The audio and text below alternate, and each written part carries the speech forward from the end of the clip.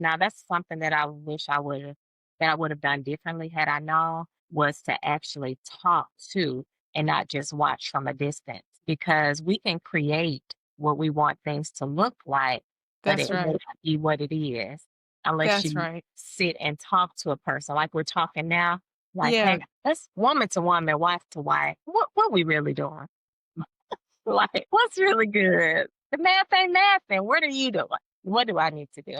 So I think that's something that I would have done differently, was talk to other women, in similar situations Yeah. instead of just people who weren't, just venting to friends who didn't have that experience Yep. or even resume of navigating entrepreneurship as a couple.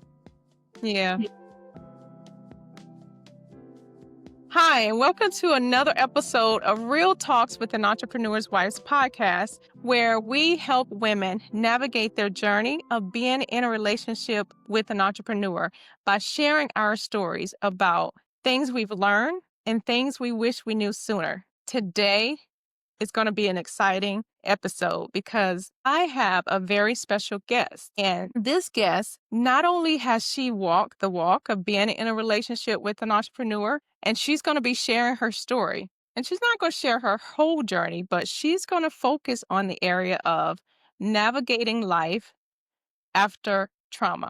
But not only that, we're going to learn today because she's also a licensed therapist, she's an author, and she has her own podcast where she's helping women navigate a different area of their life. And she's going to talk more about that later on in the episode. But I am so honored to have with me on the show today Miss Lachey Porter. Hey, Courtney, how are you Oh, doing?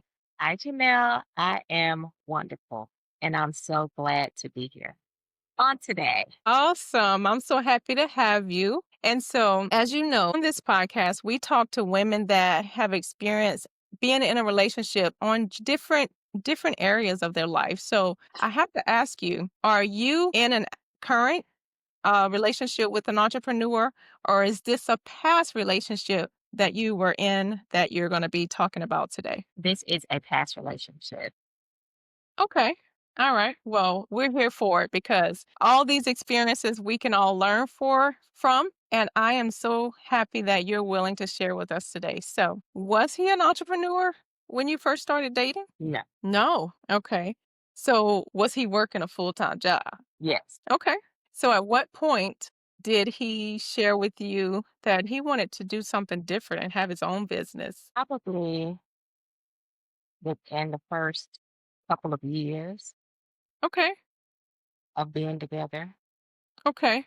Mhm. So when he said that, did that take you by surprise? Because I know for me, my husband, I could tell from the beginning that he had an entrepreneurial spirit about him. And that was indeed one of the things that attracted me to him. So in your case, did you sense that he had some type of entrepreneurial spirit about him? Well, I knew he was gifted in many things. You know how they say you're what is a jack of all trades Mm, and a master of none. He was good at so much yeah. that nothing was ever fine tuned or finalized. But he was just actively involved, and I saw it there, but Yeah. nothing was definitive in Mm, verbalizing, hey, this is what I want to do, or this is the direction. It kind of started off as a hobby and more so like involvement in the church, like the church asking, hey, could you do this area?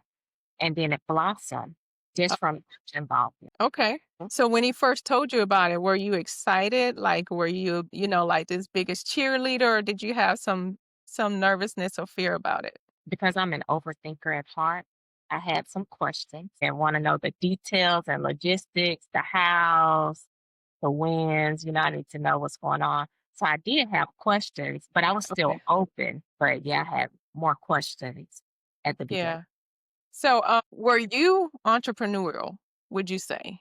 Because now, you're doing some things independently where a lot of people would see it as being an entrepreneur. So And were I you would call myself an entrepreneur as well, but at first I wasn't. I just had ideas of things that I wanted to do, but I Mhm. was conditioned to, the status quo, get a job, stay at a job, what our parents are Yep. trained us to do. Mhm. I don't know if any parents, well, for my generation, who says, be an entrepreneur. You can do it. They said, find you a job, Yep. stay there 30 years, or we see a model and then retire. Yep. So it's just that conditioning and Okay. challenge. But I would say, as of this point in my life, I'm an entrepreneur, but I didn't start off like Yeah. So how'd you feel about that? I know you say you had questions and all, but was it kind of scary for you? it was. It was scary because as women or as a woman, we are looking for stability and Oh security. yeah. And entrepreneurship, there's uncertainty in it. There's no definite. You don't know what it's going to look like on a day to Yep. day basis. And it's like, I need to know, because Yeah. the bills don't know the difference between a full time and I know that's right. we need to know something. So yeah, there was some trepidation at the beginning, but I got into it over a period of time. I was groomed into it as I saw the progression and the success, uh, Mhm. and just the structure of it because he was very organized. He had a plan. He worked the plan before he didn't just jump into it. He stayed with a job until he could transition out until he reached a certain capital level and That's then important. had a goal that he wanted to get before he completely left the stability to show that the entrepreneurship could match what he was doing before. So he didn't just jump into it. He had a plan. Mhm. He had a plan. Okay. That's good. That's good because I can imagine that probably increased your level of comfort and willingness to support what he was doing because you knew he was gonna make sure you guys were good from the beginning. So that's good. Mhm. So what type of work were you doing at that time? Therapy. We had previously we relocated from Alabama to Tennessee for me to work a therapy position in Arkansas because it's like a bridge. It's like a bridge apart. So Okay. I was just driving to Arkansas, but we lived in the Tennessee, the tri-state area. Okay. We relocated because of my job, so a job opportunity. Okay. He followed me, and so then I ended up following him because he allowed me to pursue my dream or Okay. desire. And I so love it. I love it. So, you know that in this journey of being in a relationship with an entrepreneur, there are several challenges from financial, from social to, partnering up and just being that support partner, but also having your needs being met too. So, what are one of the challenges that comes to mind that you can share with the audience as it relates to being in a relationship with an entrepreneur? so one of the challenges with being with an entrepreneur is it can be isolating because you the time frame, time management, spending time together Hmm. because um let's just say as to say you can work a 9 to 5, but in order to build your dream, you're working 5 to 9 or five That's to right. whatever. And so just Sometimes find later than that. sometimes right, sometimes you're working more on your goals and dreams than Yeah. for somebody else. And so it can be isolating because you don't know how to divvy your time or even how to build relationships Yeah. because your focus, you just have tunnel vision Hmm. and you just don't know just what to do. It's just a lot Yeah. up in the air. So one of the things you mentioned is that growing up, your family, you didn't have family that kind of preached about entrepreneurship, but you ended up being in a relationship with an entrepreneur and navigating those that area. Did you at some point have some type of community or some friend or some people that had experience with that you could kind of talk to? At first, no, but it seems the more the more time that we got into it, the more the community formed because as you go to conferences or Mhm. meetups, you tend to build relationships from that. And so that's how relationships form by networking and going to professional development conferences and workshops. And that's how Yeah. the community was formed to support, be a supportive environment, I would say. So I like what you're saying because I have some experience with that. However, for me, I felt like that environment was an environment where you had to stay positive. You had to put on your best face because, Mm. you don't want to go into the negative. You don't want to paint a negative light. The challenges that I was experienced, I really didn't feel like it was the proper place, like it was a safe space to have conversations about challenges. Would you say that room was made for you in those types of communities? I can agree with what you're saying because that's how it was at first. It seemed more like it wasn't as highlighted, the challenges, because Hmm. I think they wanted to not discourage the entrepreneurs there from staying Yeah, on the journey, which I think that's probably why they steered away from it. But the reality is every journey has ebbs and flows, it has ups and downs, and even yeah, bad times are part of the journey. So at right. first it wasn't as talked about, but as time went on, the more I showed up in those spaces with him, it was more open and welcome, and it was more real talk. Okay, I would that's say it's good. like, okay, let's be real. You're not gonna make six figures in your first year, or some clients just make you not want to, do your job anymore. Sometimes you just want to fire your client, or Yeah, just things of that nature. So they just started being real because you can't avoid the negative in anything that you do, even no matter how positive you want to maintain uh, the mindset. that's good that you have that had that because yeah, I know that suffering in silence is a big thing as it relates to the partner of an entrepreneur not having that safe space or knowing who to talk to because you don't want to, be the negative Nelly or the negative Ned, as they would say. So that's good that you actually had that. So during those times, were there any self care practices that you used to kind of help you through the challenging times? And if so, what were they? For traveling, Traveling. yeah, I like to get away, travel or sleep. All right. So you said sleep was hopefully sleep was like definitely self-care. I'm taking care of me as opposed to I'm depressed. No, right, that part. Yeah. Taking care, Okay. just knowing when to slow down, take it easy, not be in Hmm. such hustle grind mode. Just know when to pull back and take it easy.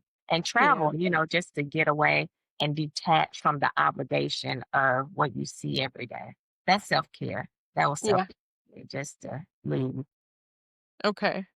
So, what is one of the myths or let's say misunderstandings that maybe you had about the journey of being that partner of the entrepreneur that you discovered as time went by that this is just not what I thought it was going to be? What?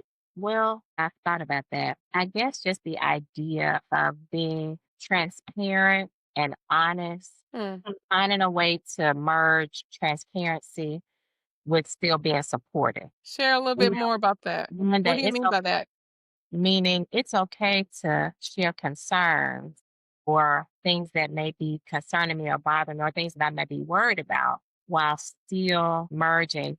I support you, I believe, still being hopeful, but Yeah. still being human, if that makes sense. Like not shunning away from being because I, am a wife, friend, all the things, but I can't just make one overshadow the other because they both balance each other in harmony. Yeah. Isn't they're not against each other and they help overall. So, how did you get to that point of thinking in that way that it's okay? What was the Mm, thing that made you come to that realization? just challenging the norm and the narrative of what I thought entrepreneurship looked like, how fast I thought it might come, Yes. and how I thought it might last or sustain. I'm like, wait a Yeah. minute, this ain't that and that ain't it. Like this not what they show in the TV shows. I ain't seen this in a movie. I don't remember this. Now, were there any couples though that you kind of went to or modeled behind or watched closely to see how they navigate it? Maybe from a distance. Now that's something that I wish I would have done differently had I known, was to actually talk to and not just watch from a distance, because we can create what we want things to look like, but That's it may right. not be what it is unless That's you right. sit and talk to a person like we're talking now. Like, Yeah. hey, let's woman to woman, wife to wife. What we really doing? Like, what's really good? The math ain't mathing. What are you doing? What do I need to do? So I think that's something that I would have done differently, was talk to other women, in similar situations Yeah. instead of just people who weren't, just venting to friends who didn't have that experience Yep. or even resume of, you know, navigation and navigating entrepreneurship as a couple. Yeah. Yeah.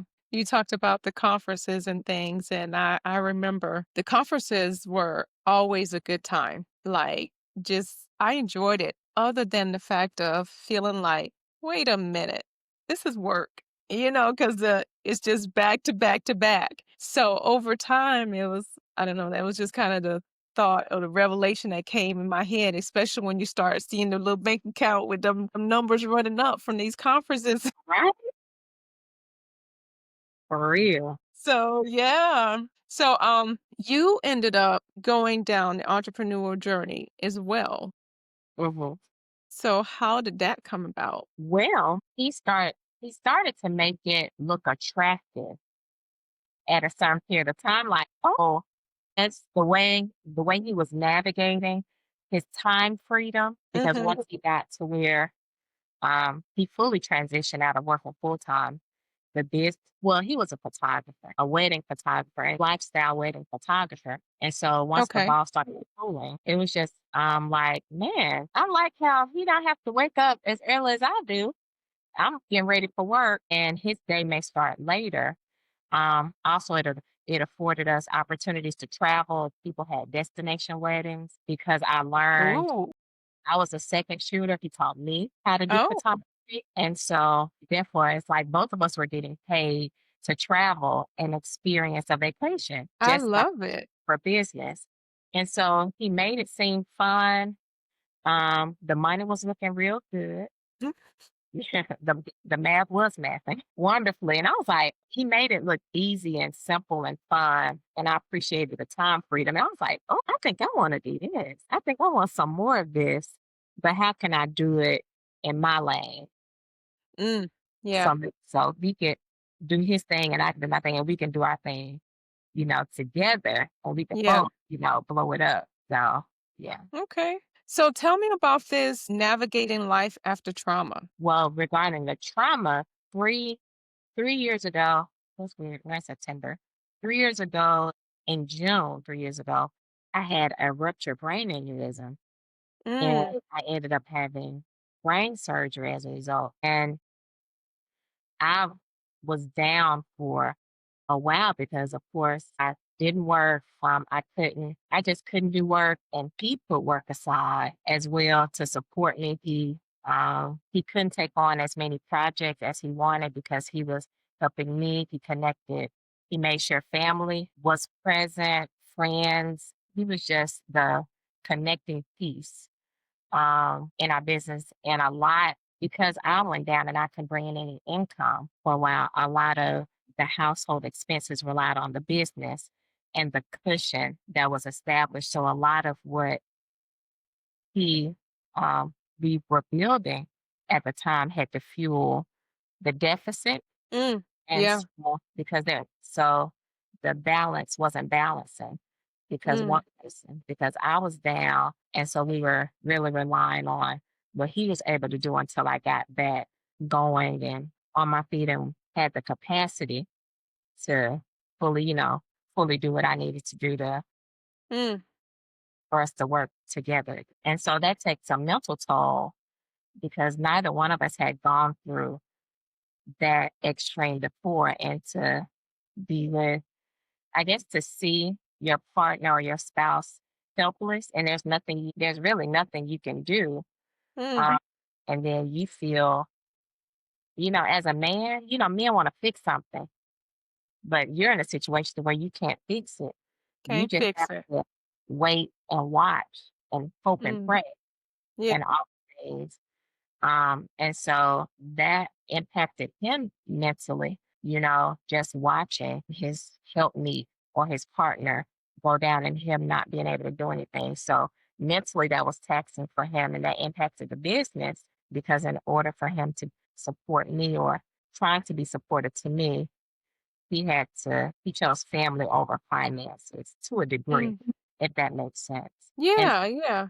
a lot we had to navigate. In many instances, we had to ask for help because it was like, we can't do this alone. And we we had a big support system because so many people brought food to the house. Family came in town and rotated schedules to help while he went to work. And even when I was in the hospital, people Mhm, came in just to help us navigate that space. But navigating after trauma just taught us how to transition when the income doesn't match, doesn't keep up with the expenses. And then that can be a strain emotionally because it's just like it can create some slight tension to a degree, but not, if you get what I'm saying. of course, of course.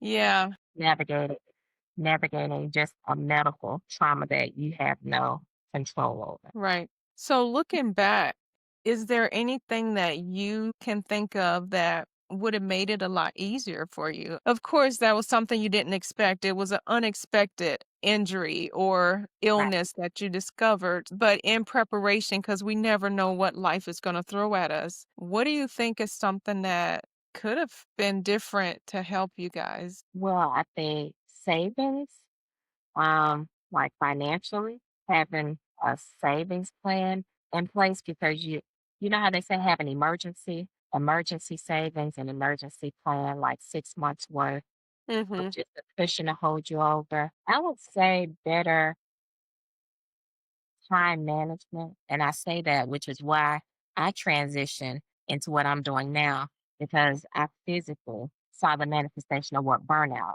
looked like when you don't know, when you allow work to guide your life instead of you guiding how you want your life to flow. Mm. So just really having a life work balance instead of a work life balance. Mm. You flipped it around. Yeah.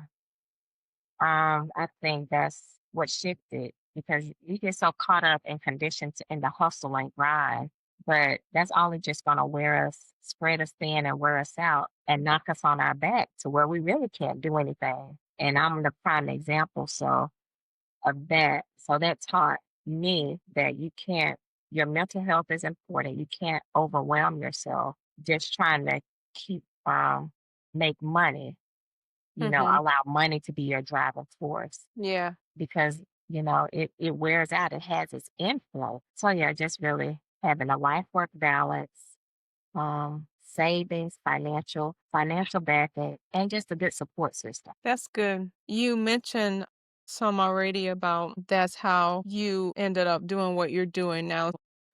I think this is a great time for you to talk about your podcast and the people that you're helping and how you're helping them. Now, even though I will say the relationship helped me see behind the scenes of what entrepreneurs go through because even though the money can look good every day doesn't feel good and you can wear the mask, but behind Yeah. the scenes, who you're living with sees who you are.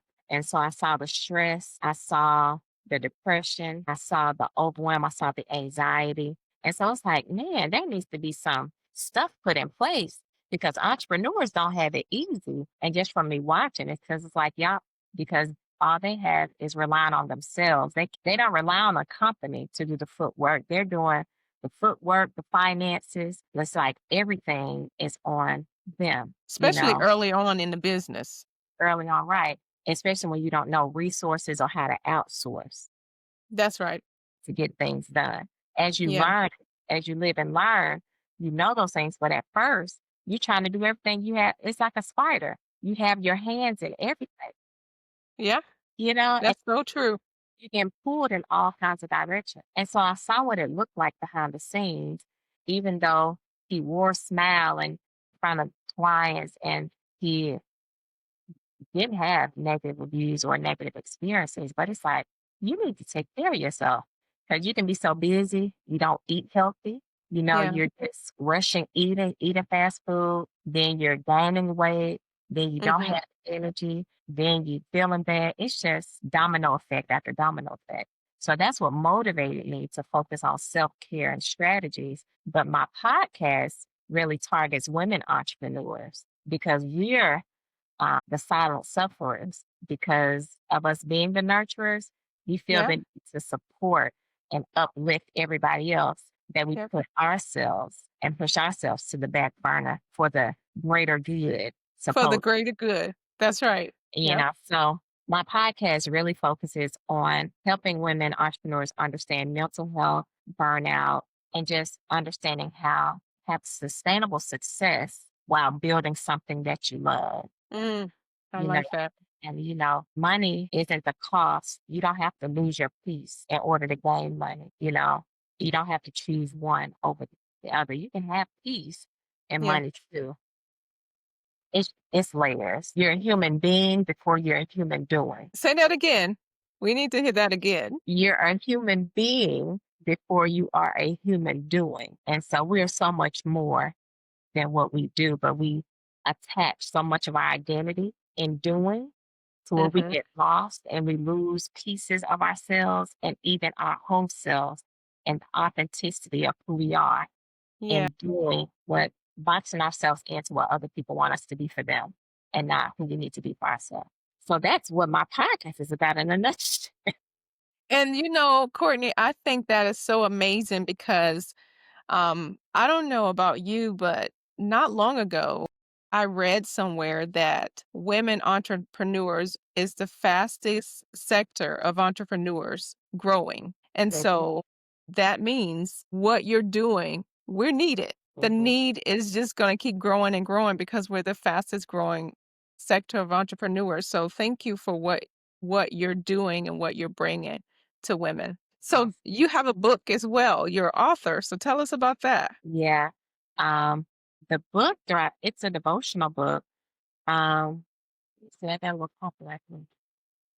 It's called Anxious Faith, a devotional for entrepreneurs, a devotional for the entrepreneur looking for freedom and peace while in pursuit of purpose. And it's a 31-day devotional that Okay. was birthed just from me going through a tough time trying to figure things out before I even got into my career. Just feeling discouraged and I was just not in the right mental space. But I realized that really having quiet meditation and Mm, moments of silence yeah. and spending time with God brought an awareness to me that I don't have to anticipate what's next when I know He's in control of what's now and He's in control of everything. Just birth from a discouraging moment in my life, I found a way to flip it and reverse it to something that can be uplifting and just lessons that I learned through Mm, the process of just relying on what I couldn't see for what I hoped for. yeah. That's good. So something you just said, it sparked a question in my head. What is something that you wish you knew early on about being in a relationship with an entrepreneur that you will take forward in your next, or that a woman should take into consideration with her next? Because you mentioned women like in stability, which is true, and if you're not grown up around entrepreneurship, then that is a whole different world that can leave you feeling a little uneasy. So, what is something that you learn that you would just kind of help another woman to prepare or think about as she's navigating or, say, looking at an entrepreneur? Because another thing you mentioned is that your entrepreneurial husband was organized. So, I can see where that's very important. Is there anything else? Encourage a wife to stick to the plan. Like the right the vision, make it plain, right? Mhm. Habakkuk. Habakkuk 2:2. And so if the vision is written and you follow the plan, just because the plan deviates or starts to look like it's shifting, don't get off the course. Still stick with the plan, even though it's not looking how you think it's supposed to look in the time frame that you think it's supposed to happen. Stick to the plan that you both Mhm. agreed on and unified on, Yeah, without being an independent thinker or feeling like you have to figure it out by yourself when y'all are in it as a team. that's a good one. That is so good. Yeah. So unifying the plan and sticking to that plan. Don't go deviating on your own out of fear and Right. Because that's frustration. all Yep. the I fear, the like that. fear of failure. Faith has to come in somewhere in it. It's like you didn't come this far just to come this far. Mm, Just stick to the plan and um allow, because God placed the dream in your in whoever your entrepreneur is, if they're, well, this is entrepreneur wife. So in your husband, he placed it in your husband, and as the helpmeet to your husband, you're supposed to help it come to life. You may not fully understand the dream, mhm. but you're a collaborator and equal participant in making the dream come to fruition, whether you understand it or not. And we don't have to know the details just to help validate what we think the outcome should look like, if that makes sense. It does. It does. And I like that because I can tell that you were a huge supporter. Mhm. Um, I had the pleasure of listening to podcasts that you and your husband did together, and it was such a vibe. It was such a vibe, and I can, based on that, I could tell you were a great supporter and you were following the plans. I can see that. Is there anything else that you want to share with the women listeners, watchers on this podcast about being on a journey with an entrepreneur? Well, I think it's important to sit down and talk and really understand what the plan is, and don't just go into things blindly. It's Mm, okay to ask questions. It's okay to, because you want to know how you can be helpful. And I can only know that by asking, okay, now we ask questions not to be condescending or to challenge, but just to understand. It's like, I'm just here to understand so I can help you yeah. develop it, not to force you to change it. But if I have a better idea of how we can make it happen, Yep. then let's talk about it. So be more open to asking questions, hearing out the plan, and Yeah. see how you can be a willing participant to help the plan come to fruition. Yeah. Yeah, I like that because, like you said, you can have a plan, but you never know what life is going to throw at you. Mm. At any time, you can have some type of trauma. And I think it's important too to kind of keep that in mind and plan for that. So, yeah, that's good. Anomalies. That is true. You never know. Life will definitely be life. At some, Yeah. you may have a loss, um, Or a game with a or a baby. gain. Seriously, you can have a loss or a gain. Transitions and change happens, Yeah, especially depending on how long you've been, with your spouse. And so you have to just expect the unexpected. that's right. Plan Ex- for the unexpected. Yeah, plan Yeah, for the unexpected, but don't let it deviate you from the plan. right. Be willing to make adjustments. Be flexible. I think Mm-hmm. that's the biggest takeaway, or the biggest encouragement that I would give to wives is be flexible. Don't be so rigid that you feel unchangeable and unmovable. Be flexible. I like that. So, Courtney, with everything that you have going on, tell people, if you don't mind, how they can keep up with you or support you in the different efforts and entrepreneurial stuff that you have going on. Okay, so I do have a podcast. It's a video and audio. I'm on YouTube as Self Care CEO podcast, and I would love for you to subscribe to my channel. On my YouTube channel, I also have digital products, additional resources to help women. It's good for anybody, but to help women navigate mental health like anxiety,